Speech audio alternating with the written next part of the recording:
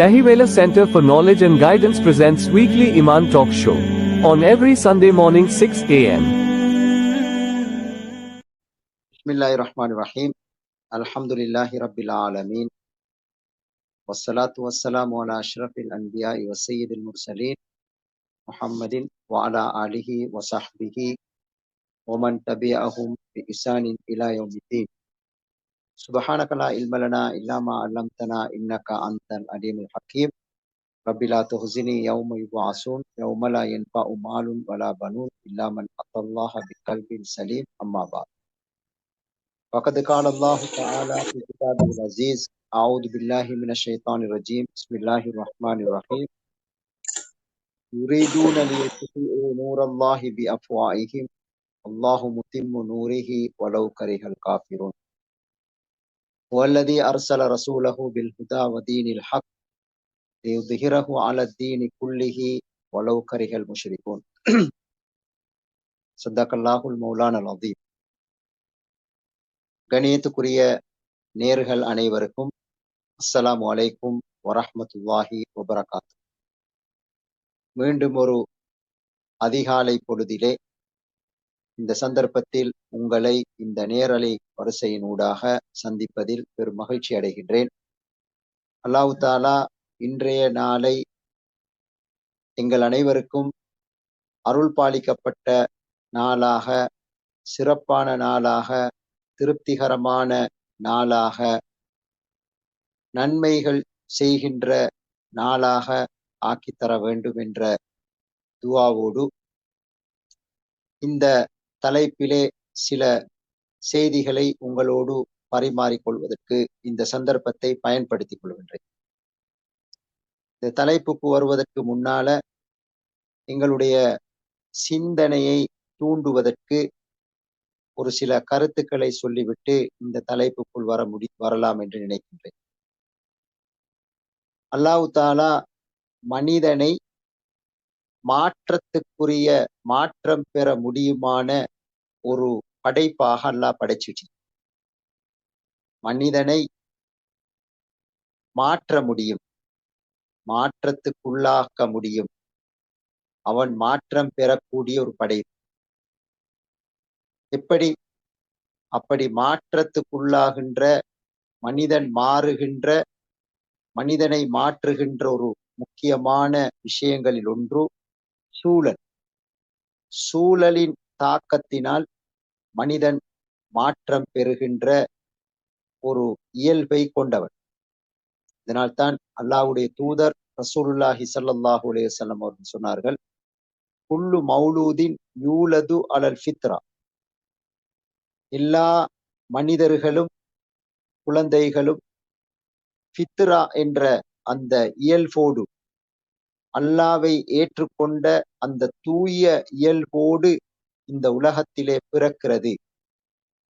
அப்படி பிறக்கின்ற குழந்தைகள் குடும்ப சூழலினால் அந்த பிள்ளை மாறுகின்றான் என்ற ஒரு செய்தியை அல்லாஹ்வுடைய தூதர் இந்த செய்தியிலே சொல்கிறார்கள்.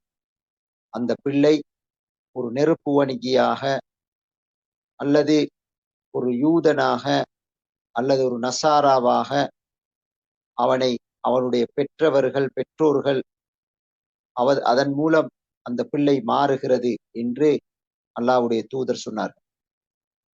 இந்த செய்தி எதை குறிக்கிறது என்றால், மனிதன் அவன் வாழுகின்ற சூழலின் தாக்கத்துக்கு தன்னை உட்படுத்திக் கொள்ள முடியும். அதனால் அந்த மனிதனில் அந்த சூழலுக்கேற்ற மாற்றம் வருவதற்கு முடியும் என்ற செய்தியை இந்த செய்தியிலிருந்து நாங்கள் விளங்கிக் கொள்கின்றோம். அதே போல எங்களுக்கு தெரிந்த இன்னும் ஒரு செய்தி, நாங்கள் அதிகமாக எங்களுடைய செவிகளிலே விழுகின்ற அல்லது நாங்கள் கேட்ட ஒரு சம்பவம். ஒரு மனிதன் 99 கொலைகளை செய்கிறான். ஆனால் அவனால் அந்த தீமையை செய்து கொண்டு தொடர்ந்து வாழுவதற்கு முடியாமல் அவனது உள்ளம் உறுத்தி கொண்டிருந்தது. தான் இதிலிருந்து வெளியில வரணும், இந்த பாவத்திலிருந்து வெளியில வரணும்.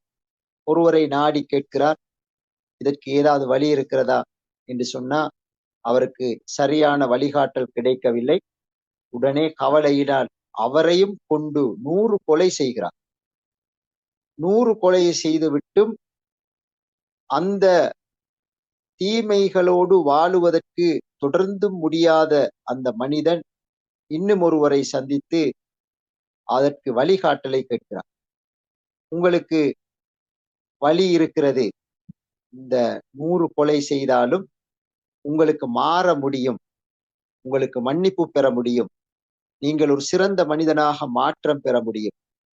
ஆனால் அதற்கு என்ன செய்ய வேண்டும்? அவருக்கு வழிகாட்டப்படுகிறது, இப்போது நீங்கள் இருக்கின்ற சூழலை மாற்ற வேண்டும், வேறு ஒரு சூழலுக்கு போய் நீங்கள் வாழ வேண்டும்.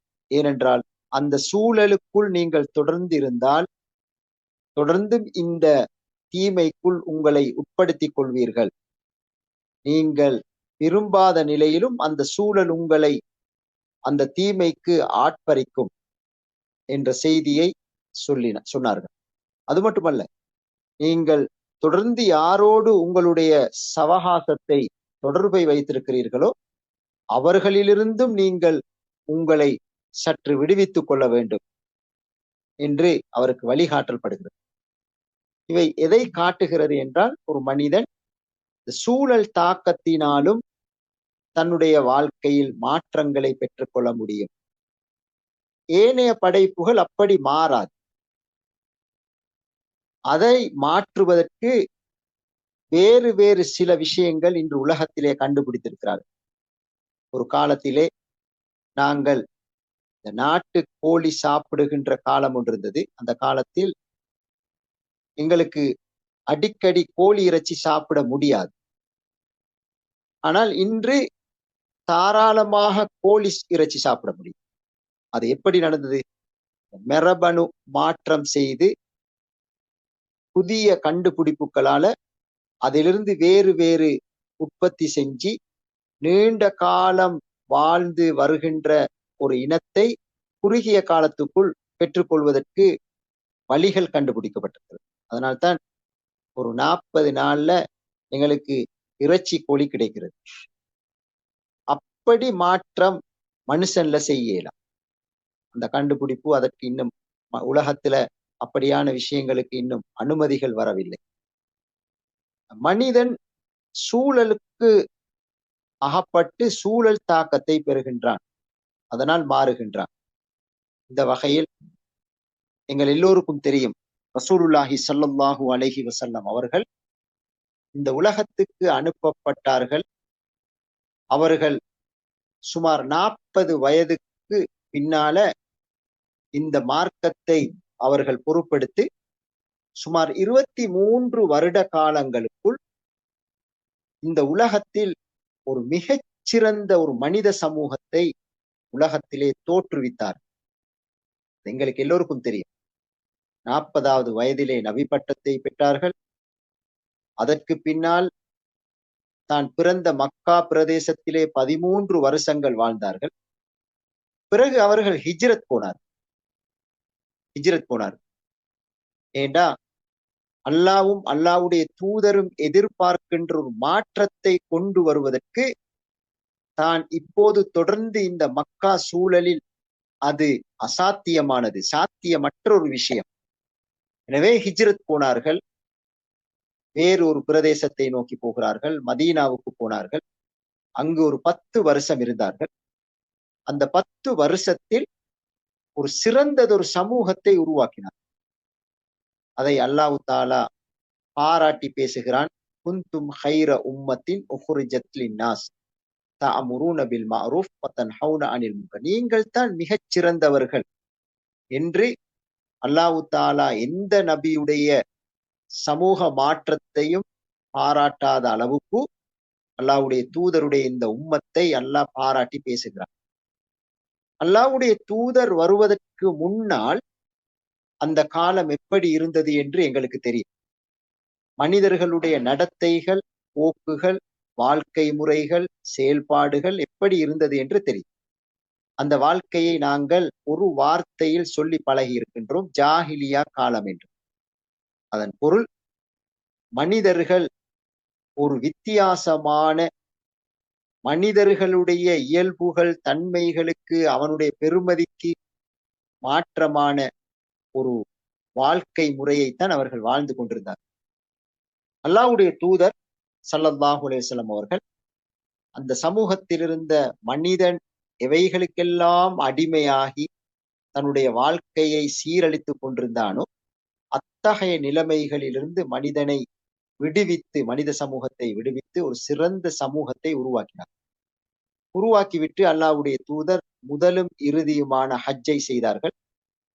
அந்த ஹஜ்ஜத்துல் வதாவிலே அல்லாஹ்வுடைய தூதர் எல்லா மனிதர்களையும் வைத்துக் கொண்டு கேட்டார்கள். என்ன கேட்டார்கள்? இங்கு வந்திருக்கின்றவர்கள் எல்லோரும் நன்றாக கேட்டுக்கொள்ளுங்கள். வராதவர்களுக்கு நான் சொல்லுகின்ற செய்தியை எத்தி வைத்து விடுங்கள். உங்களுக்கு மத்தியில் அல்லாஹ் என்னை அனுப்பிய நோக்கத்தை நான் நிறைவு செய்து விட்டேனா என்று அல்லாஹ்வுடைய தூதர் கேட்டார்கள். அப்போது எல்லோரும் ஆம் யா ரசூலல்லாஹ், நீங்கள் எந்த குறையும் வைக்கவில்லை. ஏன்னா அந்த அந்த மாற்றத்தை அனுபவித்தவர்கள் அவர்கள். அவர்களுடைய வாழ்க்கையில் அவர்கள் இருந்த போக்குக்கும் இப்போது நேராக அவர்கள் விளங்குகிறார்கள். நாங்கள் நேற்று இருந்தவர்கள் அல்ல, இதற்கு முந்திய வாழ்க்கையில் இருந்தவர்கள் அல்ல. நாங்கள் ஒரு புதிய வாழ்க்கையை நோக்கி புதிய மாற்றத்துக்கு நாங்கள் உள்ளாகி இருக்கின்றோம். எங்களுக்கு முன்னால் இப்போது பாரியதொரு பொறுப்பு இருக்கிறது என்ற விஷயத்தை அவர்கள் உணர்கிறார். பொறுப்பற்ற நிலையில், எதிர்கால மனித சமூகத்தை பற்றி அக்கறை இல்லாத நிலையில் வாழ்ந்தவர்களை அல்லாஹ் சொல்லுகிறான், இப்போது உங்களை நாங்கள் மனித சமூகத்துக்காக தோற்றுவிச்சிருக்கோம். அப்படி என்றா என்ன? எந்த விதமான வாழ்க்கையின் லட்சியங்கள் இல்லாமல் தான் தோண்டித்தனத்திலே வாழ்ந்து கொண்டு அந்த சூழலுக்கு இயல்பாக வாழ்ந்து கொண்டு போன அந்த மனிதர்கள் இப்போது உணர்கிறார்கள், எதிர்காலத்திலே மனித சமூகத்துக்காக நாங்கள் பொறுப்பு சொல்ல வேண்டும் என்ற அந்த பொறுப்பை உணர்கின்ற அளவுக்கு அந்த சமூகத்திலே ஒரு மாற்றத்தை கண்டார்.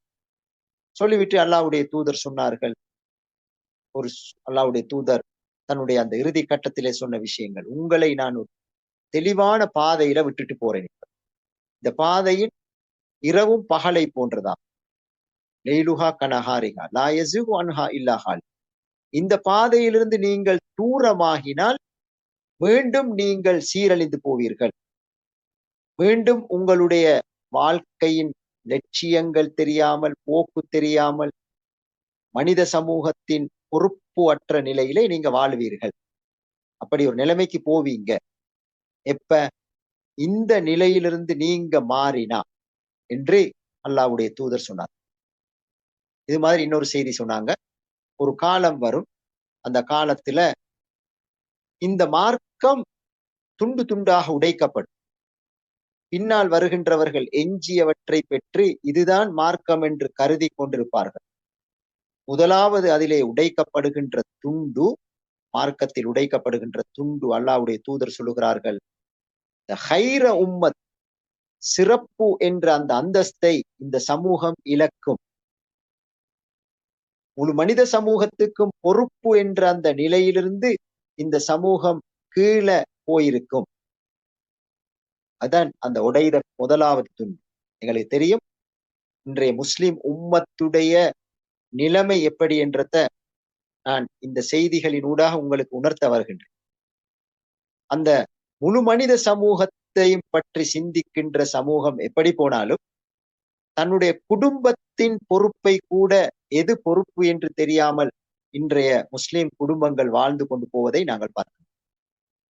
அல்லாஹ்வுடைய தூதர் சொன்னார்கள், அதிலே இறுதியாக உடைகின்ற துண்டு தொழுகை என்று சொன்னார்.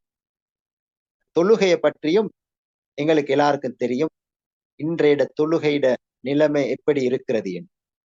அது பற்றி நாங்கள் விரிவாக பேச வேண்டிய தேவை இருக்கிறது. இருந்தாலும் இது அதற்குரிய சந்தர்ப்பம் இல்லை. இப்படி இருந்த இந்த உம்மத், முஸ்லிம் உம்மத், பொறுப்பை சுமந்து வாழ வேண்டிய உம்மத், உலக மனித சமூகத்தின் உண்மையான தூய மாற்றத்துக்கு வழிகாட்ட வேண்டிய சமூகத்தில் இன்று உலகத்தில் வித்தியாசமான சிந்தனைகள் இன்று உலகத்தில் ஆதிக்கம் செலுத்தி கொண்டு வருகிறது. அந்த சிந்தனையின் தாக்கத்துக்குள் இன்றைய முஸ்லிம் உம்மத்தும் தெரிந்தோ தெரியாமலோ அந்த சிந்தனைக்குள் மாட்டிக்கொண்டிருக்கிறார்கள். அந்த சிந்தனைக்குள்ளிருந்து வெளியில் வந்து கொள்ள முடியாத ஒரு நிலைக்கு ஆளாகி இருக்கிறார். இந்த சிந்தனைகளின் ஊடாக இந்த உம்மத்தின் சாயம் போய்கொண்டிருக்கிறது. இந்த உம்மத்தின் அடையாளம் நாளுக்கு நாள் குன்றிக் கொண்டு போகுது, குறைந்து கொண்டு போகிறது. கண்ணியத்துக்குரிய நேர்களே, எனவே இந்த உம்மத்துக்குள் வருகின்ற உலகத்தில் இன்று ஆதிக்கத்தில் இருக்கின்ற பல்வேறு சிந்தனைகள் இருக்கிறது. பொதுவாக இன்று உலகத்திலே முஸ்லிம் சமூகத்துக்கும் இஸ்லாத்துக்கும் எதிராக மனித சமூகத்தின் அழிவு மட்டுமல்ல, குறிப்பாக முஸ்லிம் உம்மத்துடைய இஸ்லாத்துக்கும் முஸ்லிம் உம்மத்துக்கும் எதிரான வித்தியாசமான படையெடுப்புகள் இன்று உலகத்திலே நடைபெற்றுக் கொண்டிருக்கிறது. அந்த படையெடுப்புகளின் மூலம் இந்த உம்மத்தின் அடையாளம், இந்த உம்மத்தின் தனித்துவம், இந்த உம்மத்தின் அந்த பொறுப்பு சார்ந்த விஷயங்கள் இன்று நாளுக்கு நாள் படிப்படியாக குறைந்து கொண்டு போகின்ற ஒரு நிலையை நாங்கள் உணர்கின்றோம். அந்த வகையில் ஆயுத ரீதியாக முன்னெடுக்கப்படுகின்ற போராட்டங்கள் ஒரு வகையில் இருக்கிறது. உள ரீதியான தாக்கத்துக்கு இந்த உம்மத் மாறிக்கொண்டு போகிறது. நம்பிக்கை ஈனங்கள் அதிகரித்திருக்கிறது. எதிர்காலத்தை பற்றிய ஒரு வகையான அதிருப்தியான அல்லது நம்பிக்கை இல்லாத ஒரு போக்கு உருவாகி இருக்கிறது. இவை அனைத்துக்கு மத்தியில் இந்த சிந்தனை ரீதியான போராட்டம் இன்று உலகத்திலே வலுப்பட்டு கொண்டு வருகிறது. அப்படியான சிந்தனைகளில் ஒன்று இன்றைய முஸ்லிம் உம்மத்துக்குள் இதன் தாக்கம் இருக்கிறது என்றதை நாங்கள் யாரும் மறுக்க முடியாது. அதை உதாரணங்களின் மூலம் புரிந்து கொள்ள முடியும்.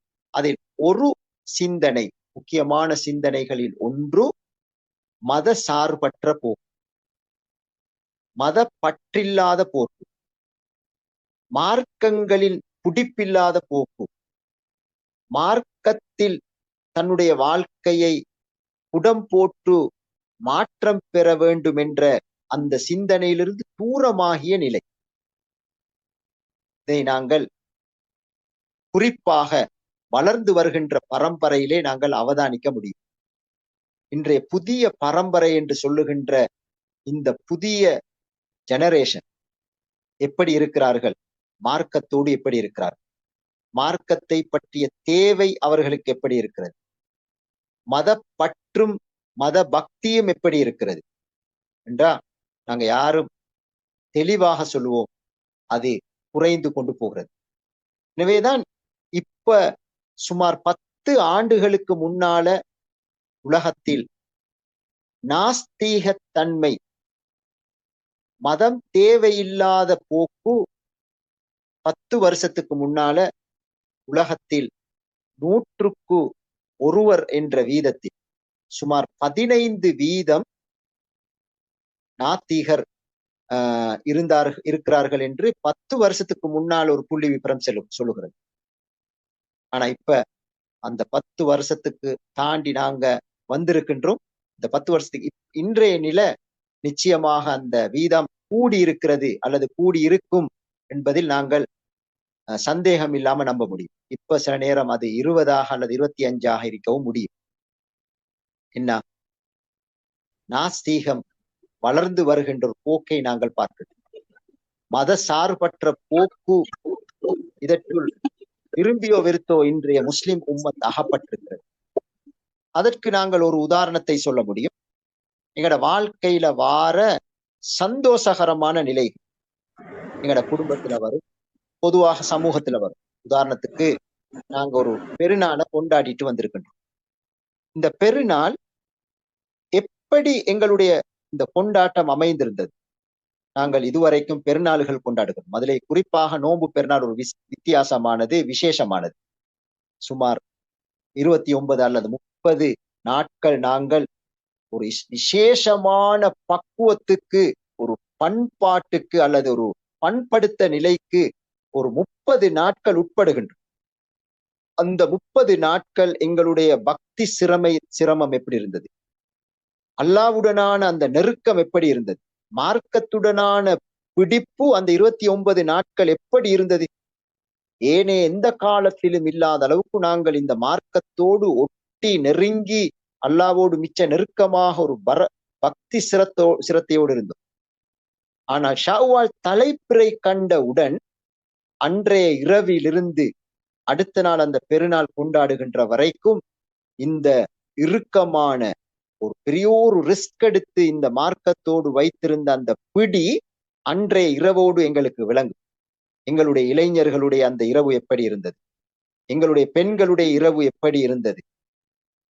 அந்த இரவை முழுக்க விழித்திருந்து பொருட்கள் தேடி அதை ஒரு வித்தியாசமான விஷயத்திலே அந்த இரவை கழித்து நாங்கள் நண்பர்கள் எல்லாம் கூடி எத்தனையோ வகையான பாட்டிகள் போட்டு அந்த இரவை விடிய விடிய கழித்து விட்டு அதற்கு முந்திய இரவிலே கியாமுல்லையிலும் நின்று தொழுத நாங்கள் சுபகும் இல்லாத நிலையை நாங்கள் பார்த்திருக்கோம். ஏன்னா அந்த கொண்டாட்டத்துல அந்த இந்த 29 நாட்கள் பெற்ற அந்த மார்க்க பக்தி உணர்வு எங்கட கொண்டாட்டத்துல அது பிரதிபலிச்சிச்சா, எங்கட சமூகத்துல பிரதிபலிச்சிச்சாண்டா நாங்க யாரும் அதை 100% ஏற்றுக்கொள்ள மாட்டோம் என்பது தெரிகிறது. இது எதை காட்டுகிறது? இந்த மதத்திலிருந்து விடுபடுகின்ற, மதத்தின் தேவையை எங்களுடைய வாழ்க்கையில் வருகின்ற மகிழ்ச்சிகரமான நிலைகளில் அதை எப்படி நாங்கள் பாதுகாத்துக் கொள்வது என்ற விஷயத்தில் நாங்கள் இல்லை என்பதை காட்டுகிறது. அது மட்டுமல்ல, இன்று எங்களுடைய குடும்பங்களில் சமூகத்திலே நடக்கின்ற திருமண வைபவத்தை எடுத்துக் கொள்ளுங்களேன். எங்களோட பிள்ளைகளுக்கு நாங்கள் துணைகளை தேடுவதிலிருந்து அந்த திருமண பந்தத்தை நடாத்துவதற்கு நாங்கள் தயாராகுவதிலிருந்து அதனை நடாத்தி முடிப்பதிலிருந்து எந்த மார்க்க சாயல்கள் தெரிகிறது, அதற்கு என்ன பக்தி உணர்வு ஒன்று வந்திருக்கிறது, அதை நாங்கள் எங்களுடைய வைபவங்களிலே காண முடியாமல் இருக்கிறது. சில நேரம் எங்களுடைய மூத்த சகோதரர்கள் சொல்கிறார்கள், நாங்க வாழ்ந்த காலம் போல இப்ப இருக்கிற புள்ளகள் இல்லை. எல்லாரும் சொல்றாங்க.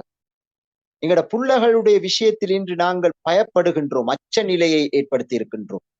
எங்கட புள்ளகளோட எதிர்காலம் எப்படி அமையுமோ தெரியாது என்று பயப்பட்டு கொண்டிருக்கின்றோம்.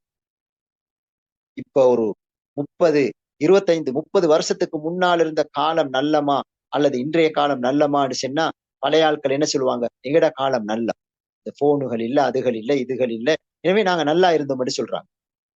இதெல்லாம் வந்து இன்றைக்கு எங்கட புள்ளகள் பெற்றோர்களுக்கு பிள்ளைகளாக இல்லை, அவர்கள் ஆசிரியர்களுக்கு மாணவர்களாக இல்லை.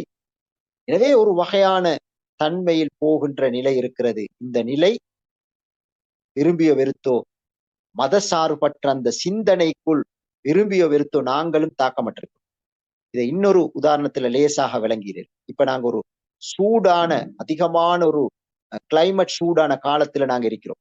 இந்த காலத்துல சில நேரம் குளிச்சாலும் குளிச்ச மாதிரி இல்லை என்ற ஒரு ஃபீலிங் உணர்வை நாங்க பெறுறோம். எவ்வளவுதான் குளிச்சாலும் குளிச்ச மாதிரி இல்லையே.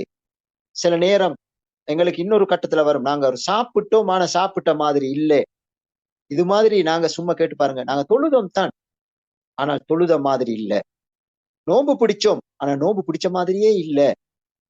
இப்படி குர்ஆனை ஓதி முடிச்சோம் ஆனா ஓதின மாதிரி இல்லையே. எத்தனையோ இரவுகள் நின்று வணங்கினோம், அப்படி நின்று வணங்கின மாதிரி இல்லையே. என்ன காரணம்?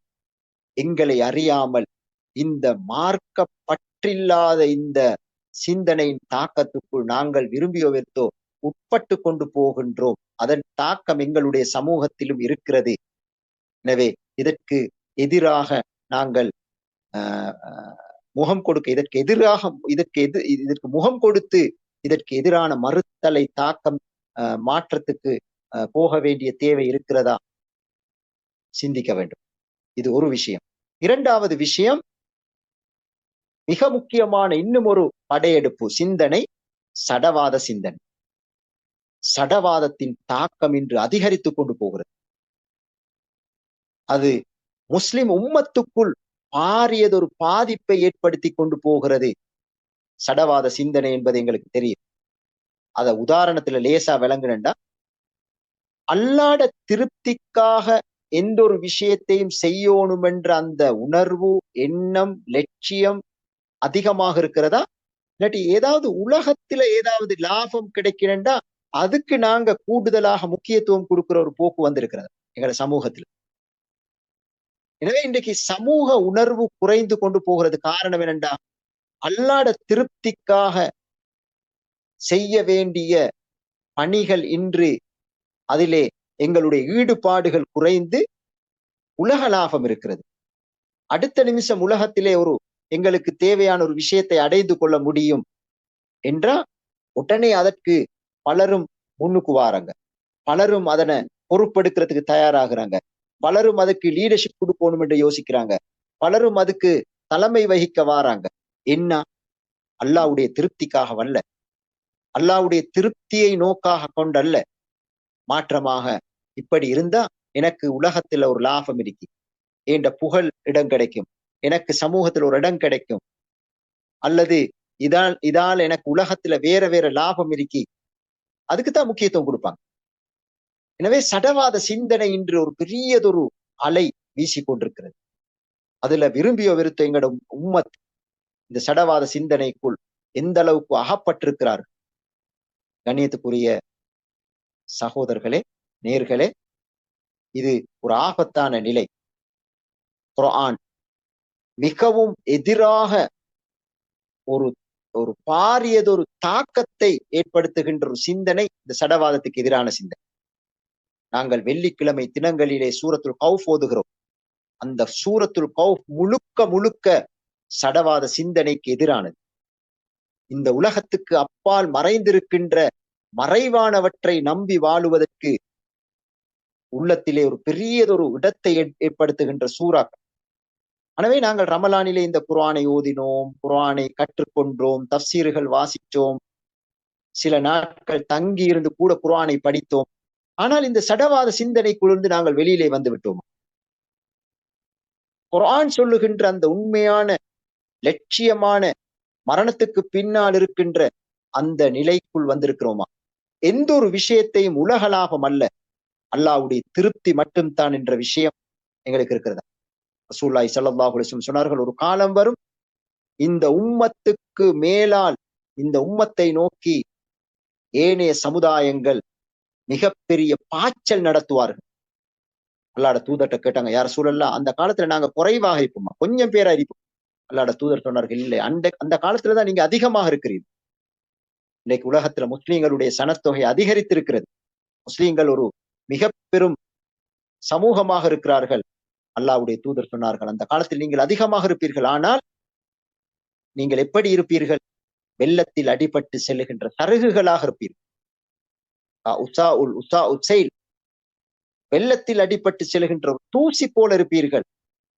எந்த ஒன்றுக்கும் முகம் கொடுத்து எதிர்நீச்சல் போட முடியாதவர்களாக இருப்பீர்கள்.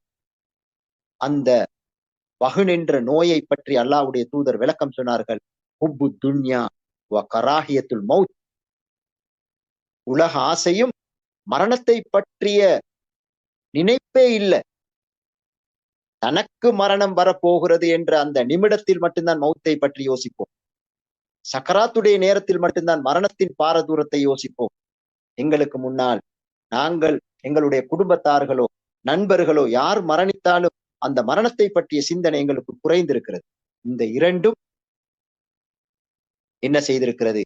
சடவாத சிந்தனையின் மூலம் எங்களுடைய உள்ளத்திலிருந்து எடுபட்டிருக்கிறது. எனவே அல்லாஹ்வுடைய திருப்திக்காக உலகத்தில் எந்த லாபமும் தேவையில்லை. நாங்கள் யாருக்கு செஞ்சாலும் அவன் ஜெசாக் அல்லாண்டு செல்லாட்டியும் பிரச்சனை இல்லை, சென்னாலும் சரி செல்லாட்டியும் சரி, எனக்கு அல்லாஹ் தஆலா கூலி தந்தா போதும், அல்லாஹ்வுடைய திருப்திக்காகத்தான் நான் இது செய்கின்றேன், அதற்காக என்னுடைய நேர காலங்களை செய்கின்றேன். கண்ணியத்துக்குரிய சகோதரர்களே, சடவாத சிந்தனை எந்த அளவுக்கு முத்தி இருக்கிறது என்றால், சமூகத்துல இன்றைக்கு பாருங்க, ஏதாவது ஒரு தீமை அல்லது ஒரு பலகீனம், ஒரு விஷயத்தை ஒரு மனுஷன் கண்டா அதை இன்றைக்கு வீடியோ எடுத்து அல்லது போட்டோ எடுத்து குரூப்புகளை பகிர்ந்து இது யாருடைய பொறுப்பு, யாருடைய பொறுப்பாக காட்டுறதை அல்லாம அதை கண்டா எனக்கு ஒரு அல்லாஹ் தஆலா சந்தர்ப்பத்தை தந்திருக்கிற ஒரு நன்மை செய்ததுக்கு அதை செஞ்சுட்டு போவோம் என்ற அந்த உணர்வு எந்த அளவுக்கு இருக்கிறது இன்றைய சமூகத்தில். இது இரண்டாவது ஆபத்தான படையெடுப்பு. மூணாவது சிந்தனை, இன்று அல்லாவை மையப்படுத்தி வாழுகின்ற வாழ்க்கையை விட மனிதர்களை மையப்படுத்தி வாழுகின்ற நிலை தோண்டி இருக்கிறது. ஒசுக்கு பின்னால இழுபடுகின்ற, தனக்கு தொழில் தந்தவருக்கு விசுவாசமாக நடக்க வேண்டும் என்ற அந்த தோரணையில் தனக்கு இருக்கின்ற சிந்தனை பாங்கில்லை. அவருக்கு பின்னால அவர்ற போக்குக்கு நாங்க எங்களை மாற்றிக்கொள்ற போக்கு இருக்கு. இதை இன்னொரு வார்த்தையில் சொல்றதாக இருந்தா பகுத்தறிவுவாதம்.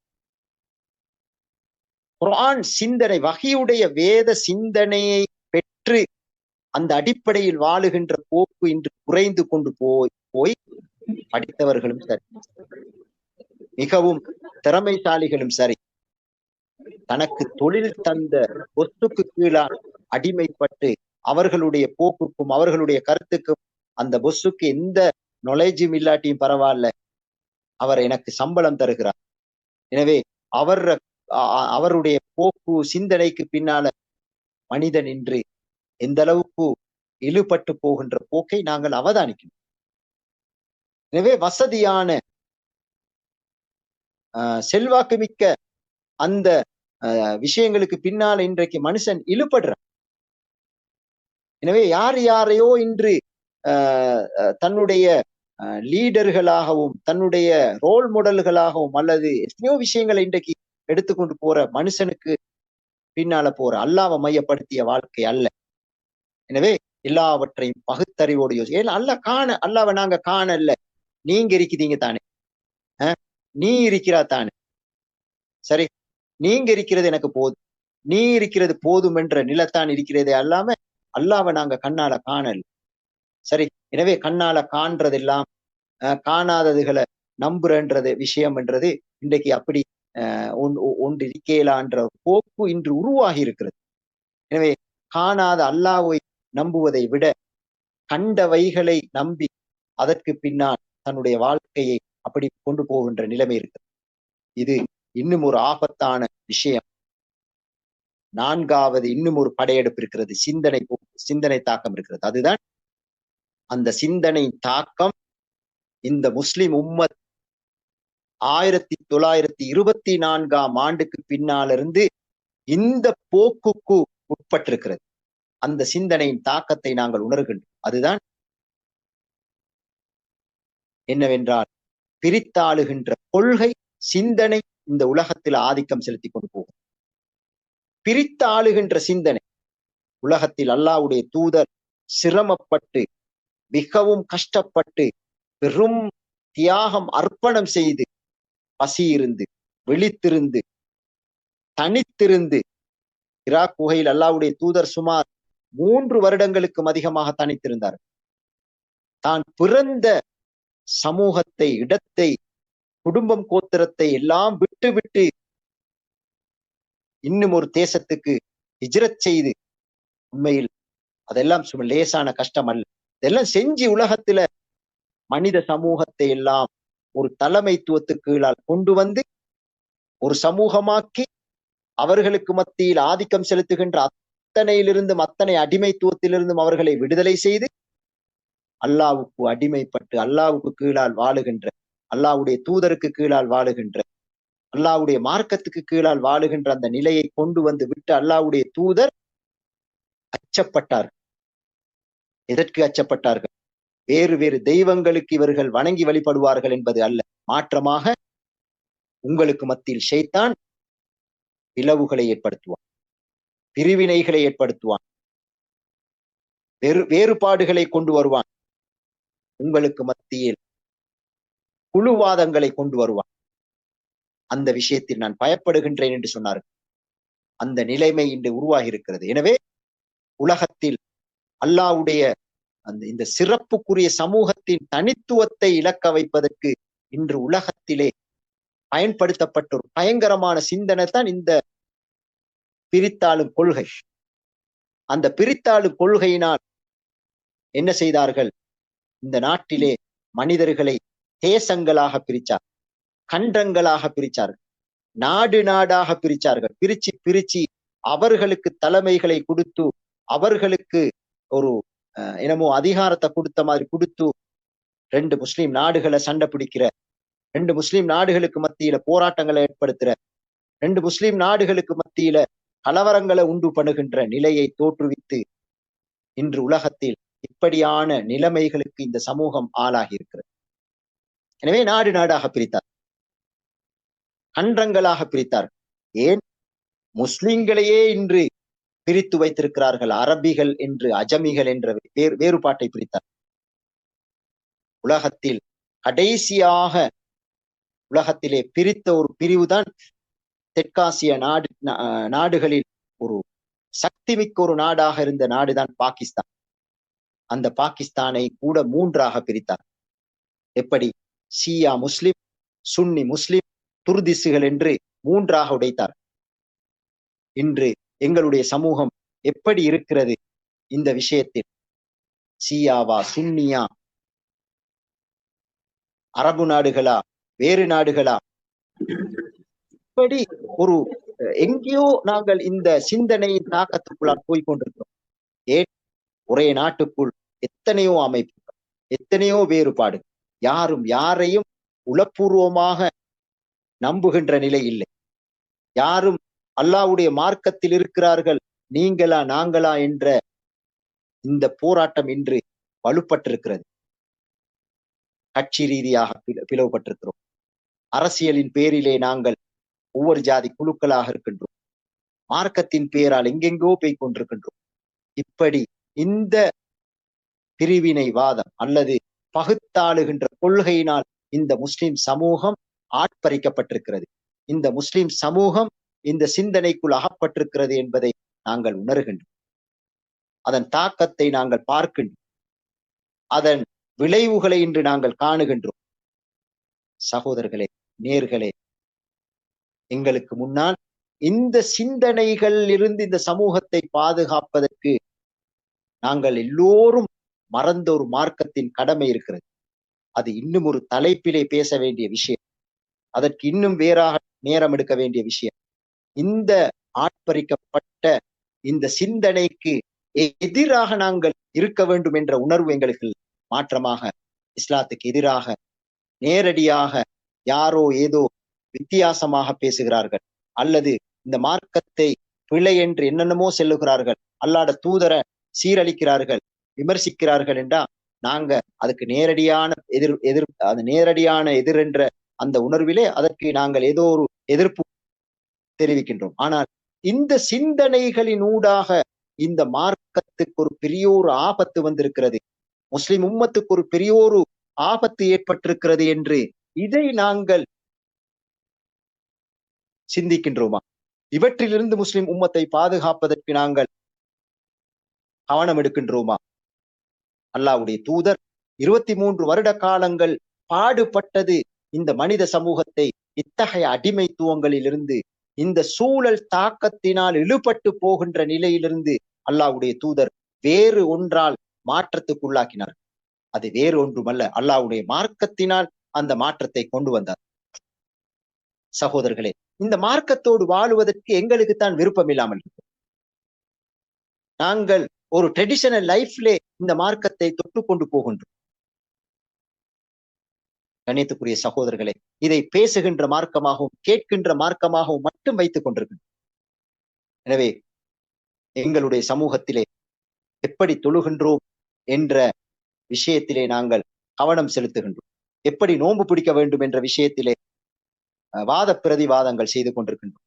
ஆனால் இவை அனைத்துக்கு மேலால் அல்லாஹ்வுடைய தூதர் இந்த நோன்பை சீராக்குவதற்கு, இந்த தொழுகையை சரியான முறையில் சீராக்குவதற்கு அல்லாஹ்வுடைய தூதர் எதை உருவாக்கினார்கள் என்றால், ஒரு சிறந்த சமூகத்தை, சிறந்த சூழலை, ஒரு தலைமையில் கட்டுப்பட்ட ஒரு சமூகத்தை அல்லாஹ்வுடைய தூதர் கொண்டு வந்தார்கள். அந்த சமூகத்தில் தான் தொழுகை மக்காவிலே கடமைப்பட்டாலும் அந்த தொழுகைக்கு பகிரங்கமான அதான் சொல்ல முடியாத நிலை இருந்தது. பகிரங்கமாக இமாம் ஜமாத் நடத்த முடியாமல் இருந்தது. மக்காவிலே தொழுகை கடமைப்பட்டாலும் அந்த தொழுகையை இமாம் ஜமாத் இல்லாமல் தொழுதார்கள்.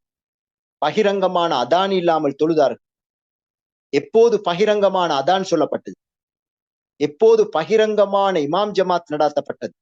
எப்போது ஜும்மா தொழுகை கடமையாக்கப்பட்டது? இந்த சமூகம் ஒரு உம்மத்தாக, ஒரு தலைமைத்துவத்துக்கு கீழால் மாற்றமடைந்த சமூகமாக வந்ததற்கு பின்னால் தான் இந்த கடமைகள் எல்லாம் வந்தது. இன்று எங்களுடைய சமூகத்தில் எப்படி இருக்கிறது இன்று?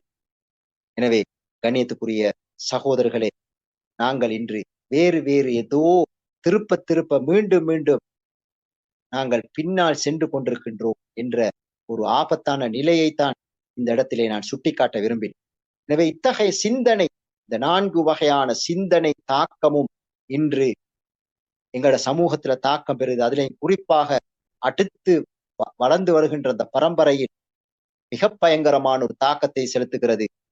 எனவே நாங்கள் இந்த சிந்தனை சிக்கலிலிருந்து, இந்த சிந்தனை தாக்கங்களிலிருந்து எப்படி நாங்கள் வெளியில வர முடியும்?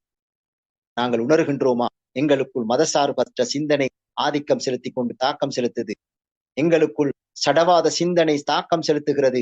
எங்களுக்குள் இந்த பகுத்தறிவு வாதம் அல்லது அல்லாவை மையப்படுத்தி வாழாமல் வேறு ஒன்றை மையப்படுத்தி வாழுகின்ற போக்கு உருவாகி இருக்கிறது. அதே போல பிரித்தாளுகின்ற அந்த சிந்தனையின் தாக்கம் எங்களுடைய கீழ்மட்டம் வரைக்கும் அது வந்திருக்கிறதா இல்லையா? ஊர் மட்டங்களிலே நாங்கள் பார்க்கின்றோம். குழுக்களாக, கலகங்களாக, அமைப்புகளாக உருவாகி கொண்டு நாங்கள் யாரோடு முரண்பட்டுக் கொள்கின்றோம்? ஒரே ஊரோடு, ஒரே கிராமத்தோடு, ஒரே சமூகத்தோடு, ஒரே பள்ளிவாசலோடு. இதுதான் எங்களுடைய பிரச்சனையாக மாறி இருக்கிறது. எனவே இவற்றிலிருந்து நாங்கள் வெளியில வர வேண்டும். இது ஒரு லேசான விஷயம் அல்ல. இதற்கு எதிராக நாங்கள் நிற்க வேண்டுமா என்ற உணர்வு கூட எங்களுக்கு இல்லாமல் போயிருக்கிறது. அல்லாஹ் பாதுகாக்க வேண்டும். இது தொடருமாக இருந்தால் எதிர்காலம் ஒரு ஆபத்தான நிலைக்கு இந்த உம்மை தள்ளப்படும் என்ற அந்த ஞாபகமூட்டலை செய்து இந்த குறுகிய நேரத்துக்குள் ஒரு பெரிய நீண்ட நேரம் கலந்துரையாட வேண்டிய ஒரு விஷயத்தை என்னால் முடிந்த அளவு உங்களோடு பகிர்ந்து கொண்டேன். அல்லாஹ் தாலா போதுமானவன். எங்களுக்கு முன்னால் ஒரு பெரிய பொறுப்பு இருக்கிறது. இது ஒரு காலை நேர முதாக்கராக்காக நான் உங்களுக்கு முன்னால் சொன்ன செய்தி அல்ல. நாங்கள் ஒவ்வொருவரும் மிக அவசரமாக இந்த சிந்தனை தாக்கங்களிலிருந்து வெளியில வர வேண்டும் என்பதற்காக எனக்கும் உங்களுக்கு நான் ஞாபகம் ஊட்டிக் கொண்ட செய்தி. வல்ல நாயன் அந்த நிலையிலிருந்து எங்களை பாதுகாக்க வேண்டும், இந்த உம்மத்தை பாதுகாக்க வேண்டும். பொறுப்பு மிக்க இந்த உம்மத் மீண்டும் பொறுப்புள்ள சமூகமாக வர வேண்டும். இந்த உலகத்தில் இருக்கின்ற எல்லா வகையான அனைத்து தாக்கங்களிலிருந்தும் மனித சமூகத்துக்கு நன்மை செய்கின்ற சமூகமாக வல்ல நாயன் எங்களை ஆக்கி வைக்க வேண்டும். வாஹிரு தவானா அல்ஹம்துலில்லாஹி ரப்பில் ஆலமீன். அஸ்ஸலாமு அலைக்கும் வரஹ்மத்துல்லாஹி வபரகாத்துஹு.